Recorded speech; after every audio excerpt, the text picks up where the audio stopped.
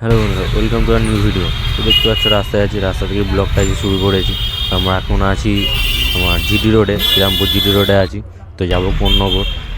আর এটা গাড়িটার পেছনে এটা কী লেখা আছে তোমরা একটু কমেন্ট করে আমাকে জানাবে। আমি এর মানেটা ঠিক বুঝলাম না, বুঝতে পারিনি। তো তোমরা আমাকে কমেন্ট করে জানাবে এই গাড়িটার পেছনে কী লেখা রয়েছে।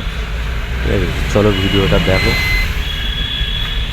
তো বন্ধুরা, আমরা এখন আছি জিটি রোড, শ্রীরামপুর জিটি রোডে আছি। তো দেখতে পাচ্ছ রাস্তায় গায়ে রথ দাঁড় করানো আছে, শ্রীরামপুরের বিখ্যাত রথ। যে রথের সময় এই জায়গায় এলে দাঁড়ানোর জায়গা পর্যন্ত পাওয়া যায় না, সেই রথ রাস্তার গায়ে এখন দাঁড় করানো রয়েছে। তো দেখে খুব ভালো লাগলো। এটা এখন অবধি কাঠের রথ আছে, অনেক জায়গায় লোহার হয়ে গেছে, কিন্তু এটা এখন অবধি কাঠের রথ আছে। বন্ধুরা, তোমরা দেখতে পাচ্ছ আমরা কোন্নগর চলে এসেছি। এটা কোন্নগর সদর মন্দির ঘাট।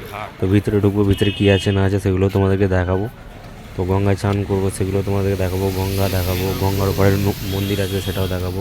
শিব মন্দির আছে দুটো তিনটে, সেগুলো দেখাবো। তো চলো ভিডিওটা লাস্ট অবধি দেখো।